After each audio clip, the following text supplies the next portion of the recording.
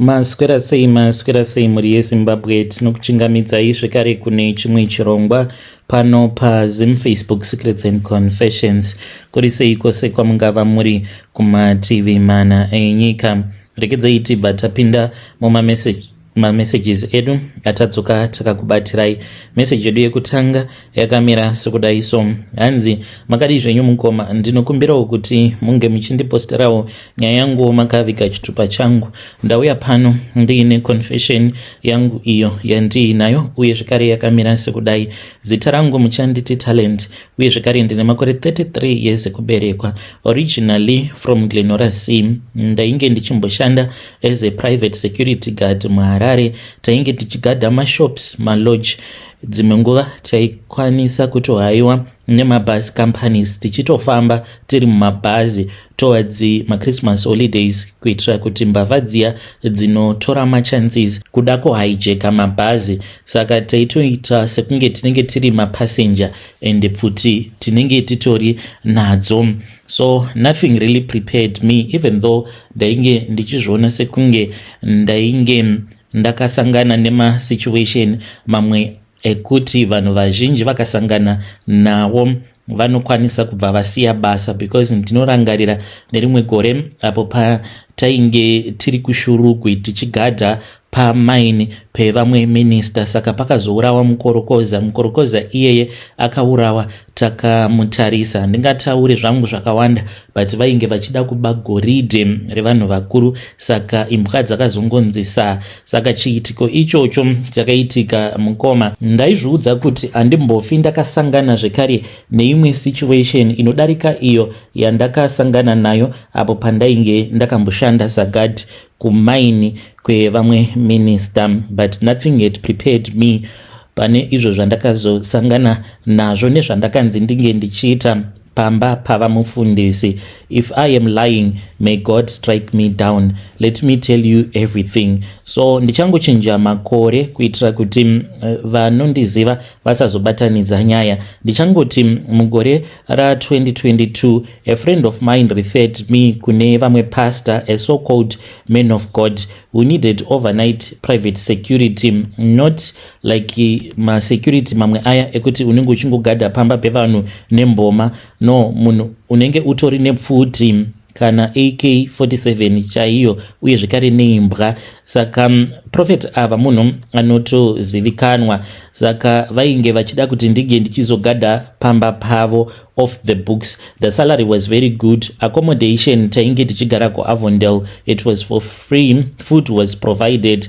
Everyone said he was a blessed man. Vaiva nemotikari dzakawanda uye zvekare vane dzimba dzakawandisa, always traveling to South Africa uko kune mamwe machurches avo. I thought kuti I had found a breakthrough, but I did not even know kuti vainge vakatongotsvaka munhu uyo wavainge vachida kuti vange achizovashandira, vange vachizoona kuti vanokwanisa kuzomutrusta here, kuti vange vachikwanisa kuzoita zvavainge vachida kuita, nekuti musoro wacho wemunhu ivo vainge vakanzi havafanire kuti vange vachizoubata. Saka kubva pavakaenda kuZambia vachizodzoka vaine musoro wemunhu uyo wavakazonditi ndinge ndichicherera payadhi pavo, havana kumbogara vakaubata. Saka from day one I started to notice strange things. No one was allowed to enter into this other cabin. Painge paine chimwe chicabin chainge chiripo pamba ipapo. Saka ndakati zuva randakatanga kushandapo vakatondiudza kuti ndinozviziva kuti as a security guard unokwanisa kuzopota maybe uchipinda paunenge uchiona kuti hakuna anokwanisa kuzokuona wabva warara. Handikurambidzi because uri munhu wenyama. Kana ukarara ukafunga kurara unongotsvakawo pamwe pekuti unenge wakawanda wabva warara zvako, but usazoenda mukabin uchiti uri kuda kuraramo mukabin imomo. Uye zvekare mukoma painge paine imwe imbwa iyo yaigara yakavharirwa. Waiti kana ukangoda kuenda kuseri, because painge paine majirawo maviri, kwaiva nejirawo rekugedhi, then pobva pachizoita jirawo rainge riri kuseri kwemain house. Saka waizoshandisa kamwe kagedhi obva wachizopinda kubackyard. Saka zvaiitika mukomana ndezvekudai, waiti kana ukada kuenda kubackyard before 12 midnight, imbwa iyoyo yaihukura zvimwe zvekuti kana wega waisamboendako, asi dzaingoti kana dzikati 12 midnight waiti kana ukavhura gedhi ukabata kunyange ukaita sei waitoenda ukanoita zvaunenge uchida kuita wotodzoka kufront yard. And ndainge ndakatozviona kuti there is something that is happening. Saka ndakazoti ndichitaura nagadhina wacho ainge ari wekuzambia akandiudza kuti gedhi iro arivhurwe until 12 midnight ichizosvika ndipo panotendedzwa kuti gedhi iroro ringe richizovhurwa. Uko ndiko kwatakabva tachizonzi taifanira kuti tinge tichizochera gomba. Saka ndainge ndiine mitemo iyo yandainge ndakanzi ndinofanira kuti ndinge ndichizotevedzera. Ndainge ndakanzi na 3:12 midnight ndaifanira kuti ndinge ndichibuda kunze kwegedhi kutombobuda. Saka dzimwe nguva ndaiti kana ndikanonoka kubudawo kunze kwegedhi ndombonomira kutara, ndaitonzwa vanhu vaitotanga kutotaura. Vanhu vanenge vachitaura vanenge vachitotaura vari mumain house vachiita sekunge vanhu vari kuita gakava, vamwe vanenge vachiita sekunge vari kuzevezera, and mavoisi evanhu ivavo ndakaverenga ndikaona kuti vaita sekunge vanenge vari vanhu 5.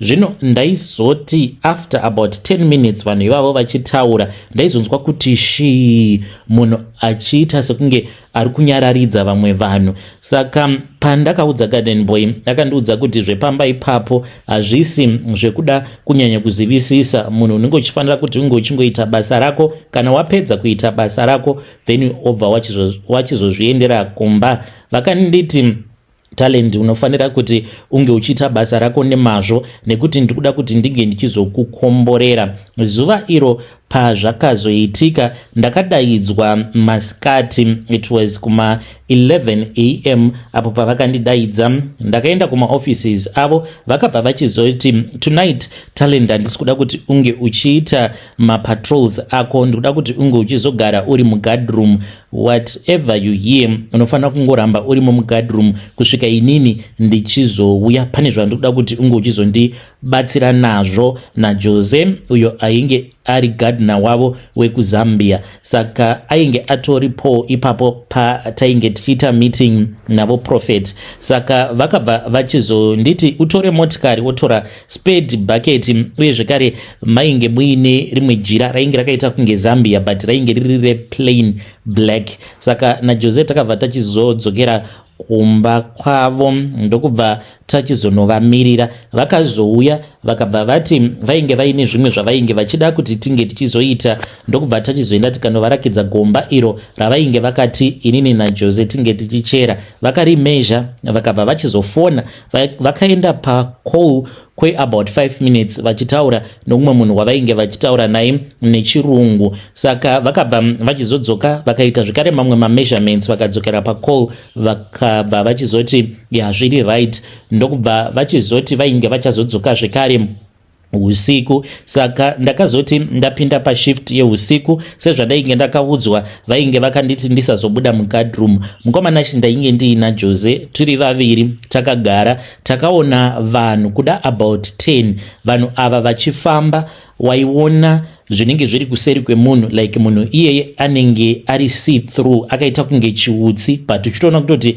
apa pari kutofamba munhu. Saka vanhu ava takakwanisa kuvaverenga because vaitofamba one by one. Waitonzwa gedhi richitovhurwa then munhu obva atopinda ototanga kutofamba otodarika nepaguardroom obva achizoenda kuseri kuya uko kwainge kuine imbwa yaigara ichingobhonga kana kuri kunzi unenge wada kuendako before 12 midnight. Vanhu ivavo vainge vakapfeka madrezi ewhite, even though vamwe vacho vainge vari vakadzi vamwe vacho vainge vari varume. Dzaita kunge ngirozi but mukoma dzainge dzisiri ngirozi zvachose nekuda kwezvainge zvichiitika panzvimbo iyoyo, because takaona rima ratakaona rainge richibuda mujuraho muzvitina, ndimo maibuda rima richiita sekunge chiutsi.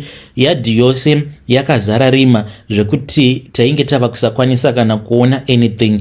Ndipo pakazongokaruka pangobudikira ivo profeti vakangodongorera. Takatovhunduka because havana kuita zvekunoka, vakangokaruka vatongotidongorera nepazi glazi. Ndokubva vachizoti taifanira kuti tinge tichibuda mugadroom. Takabudamo mugadroom but tainge tichiita kudederera tichibvunda. Vakabva vati maturusi enyu aripi vakomana? Vainge vasiya motikari yavo kunze kwegedhi. Vakabva vachizoti kuna Jose, iwe Jose chienda unotora bhegi rangu. Vakati changani bhegi randasiya mumotikari. Saka Jose ainge achizviziva kuti kumotikari kwainge kwasiwa bhegi, asi mubhegi umu mainge muinei. Akabva achizoti ndiri kutya nezvataona, inini ndiri kutya, but ainge achitaura navo nechirudzi chekumuzambia. Saka vakabva vachizoti kwandiri, iwewe talent chienda unotora bhegi. Vakandiudza kuti kubhuti kwavainge vasiya vakavhura kwainge kuine changani bhegi. Ndaifanira kungovhura bhuti even though rainge rakavharwa, but vainge vato unlocka bhuti nechekare. Saka ndakabuda panze pegedhi, handina chandainge ndichiziva. Saka ndakati ndichinobata bhuti remotikari yavo, ndipo pandakabva ndachizoona mukadzi achicrossa road. Akaita sekunge atobuda mumotikari kuback seat. Mukadzi uyu ainge ari wechikuru, aitofamba achiita zvekunanaira ari muchembere. But chakandinetsa ndechekuti pandakanomutarisa ndakaona sekunge ainge akafanana naprofeti. Ndokubva ndatora changani bhegi riya rainge risingaremi, but ndakanzwa kuti mukati mainge muine chinhu chainge chirimo. Nekuda kwezvainge zvatoitika ipapo mukoma, ndakatongoti ndichingotora chibhegi ichocho ndokutopinda mugedhi ndichimhanya because ndainge ndava kutonzwa kutya. Vainge vakandimirira. Takabva tachizotanga kufamba, tikazoenda kuseri kwemba, tikazoenda kubackyard. Tasvikako takaenda paya painge paine gomba iro ratainge takachera. Takatotora mazuva tichirichera gomba iroro. Saka vakabva vachizoti ndaifanira kuti ndige ndichivhura bhegi. Ndakavhura bhegi mukoma ndikajambira kwakadaro uku nekuda kwezvandainge ndaona zviri mubhegi. Ndakaona musoro wemukadzi ainge ari wechikuru, ende mukadzi iyeye mukoma ndakabva ndaona vision. Ndikaona kuti musoro uyu wandainge ndakatarisana nawo wainge uri musoro wemukadzi uyo wandainge ndaona achiburuka motikari achikrossa tara. Vainge vakafanana. Ndakaona sort of like a vision. Saka kujamba kwandakaita, musoro uya wakabva wachizokunguruka uchibuda muchibhegi uchinowira mugomba. Gomba rainge rakadzika zve2 meters. Vakabva vati taifanira kuti tinge tichifushira gomba iroro. Takaita sezvatainge taudzwa, ndokubva tatanga kufushira usiku hwose gomba iroro. Mangwana acho makuseni pakauya mamwe mapastors matatu, nameno zvavakatanga kuita vachingonamata. Vaifamba vakabata zvigubhu zveanointing oil vachimwaya everywhere. Then after 2 days vakazodzoka manje prophet vakabva vati taifanira kuti tinge tichifukunura. Takafukunura mukoma kusvika tichizonobata painge paine musoro, ndokubva tachizouyisa zvekare mubhegi. Ndakazoudzwa naJose kuti vakazoenda kuZambia vakanoudzosera. Saka ndizivi kuti zvavainge vachida kuita zvainge zvakaita here kana kuti kuzofukunura kwavakazoti tinge tichiita musoro iwoyo kuti painge pakanganisika here. Ndakapiwa mari mukoma yainge ichikwana iyo kuita $3,850 yandakapiwa navo prophet, but ndakabva ndangoti bye ina handichakwanisi kuramba ndakagara munharaunda ino. Ndakangoita sekunge ndainge ndichida kumbodzokera kumusha kuti ndige ndichimbonoona mudhara vangu vainge vava kugara kumaruzevha kumondoro. Chakandinetsa mukoma ndechekuti even though vaigara vachingondifonera, vaingoti kana vakandishaya panzvimbo vaibva vatotanga kutondifonera, but ipapo mukoma ndakagara kutokanganwa, havana kana kumbondifonera. Saka ndaiva ndiine nhamba dzavo dzainge dzisiri private number dzavainge vachishandisa. Saka ndakaedza kuti ndige ndichivabata because ndainge ndatorovera mwoyo wangu kudombo. Ndikati ndava kudzokera kubasa kunodai mukoma mafoni angapinda. Ndopa ndakabva ndatoziva kutoti ndainge ndakatoblokewa ndikabva ndachizoenda kuSouth Africa ndikambonoshanda. Asi kana umwe munhu akandibvunza kuti nemari iyoyo wakaita sei nayo, mukoma, ndakatenga chigayo. Ndatenga chigayo changu zvakanaka. Chigayo ichocho chakangoshanda kwe1 week chikabva chafa. Ndakaburitsa mari yakawanda. Chigayo ichocho chaiva type iya yekuti unotsvaka munhu anoita zvekukanika nekugadzira zvigayo, ozogumisidzira akukumbira mari achikudza kuti ari kuda kuenda kunotora, ingava iri friend yake kana kuti umwe munhu waanoziva anogona kugadzira zvigayo, zvekuti waikwanisa kuona chigayo chakaunganirwa nana makanika 2 3 vachitemeseka musoro vasingachazivi kuti vobata papi. Chigayo ichocho mukoma chakazogumisidzira ratongovawo zizangwanda rainge rakangozvigarirawo pamusha. Takazotoita chekutotengesa makore adarika awo. Hei vedare, ndo message iyo yandakatumidzirwa ichibva kuna mukoma vedu. Zvakangooma hazvo veduwe, hanzi vaishandira vamwe vamufundisi. Hanzi takanzi tinofanira kuti tinge tichiviga musoro wemunhu. Saka hanzi namukoma vedu ava handizivi kuti chii chakakonzeresa kuti vange vachizonzi chifukunurai musoro iwoyo. Zvimwe kuda hanzi painge paine zvavainge vava kuona. Strange things indeed they do happen in this world. Ngatizamei kuti tinge tichitaura nezvayo nyaya iyi mucomment section. Rekedzai tibva taenda panyedu inotevera. Nyedu inotevera yakamira sekudai. Hanzi makadi zvenyu mukoma, ndinokumbirawo kuti munge muchindiposterawo nyaya yangu makaviga chitupa changu.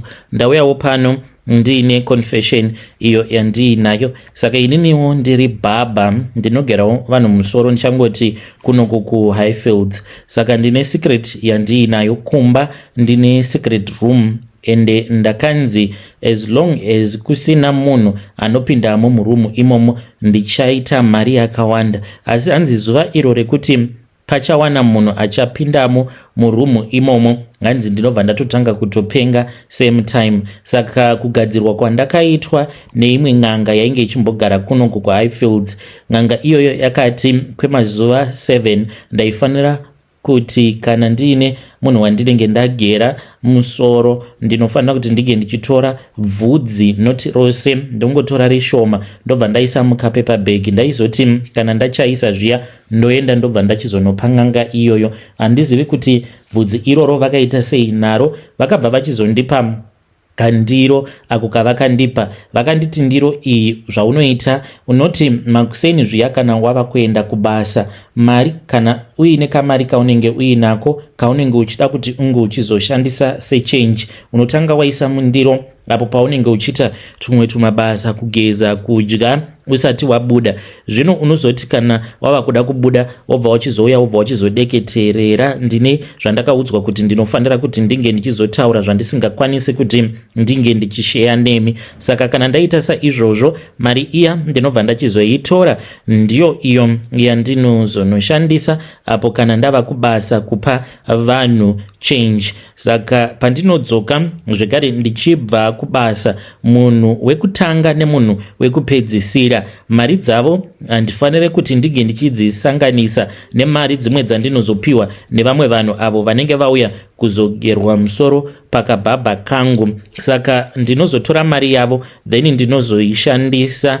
Iyo ndiyo yandinozoisa muplate inoraramo muplate imomo usiku hwose. Saka after each and every 9 days mari iyoyo inongonyangarika. Handizivi kuti inoenda kupi, but vakanditi ndinofanira kuti kana ndikaona zvaitika saizvozvo ndinofanira kutsvaka mukadzi wandinenge ndisati ndakambodanana naye, then ndobva ndamusvitsa shoko. Ndinofanira kuti ndinge ndichiedza nepose pandinogona napo kuti zuva iroro randinenge ndamusvitsa shoko ndobva ndatorara naye. Saka ndo zvandinoitawo izvi mukoma Nanshi. Kana mukaposta nyaya yangu mozondizivisa, ndichange ndichizotevererawo ndiri mucomment section. Saka nditori neroom yangu iyo yandiinayo yandakatoisa burglar bar, uye zvekare ndinogara ndakaikiya nguva dzose. Kana mudzimai ndakamuudza kuti umu haumupindi, kunyange zvikanzi kwauya chinengei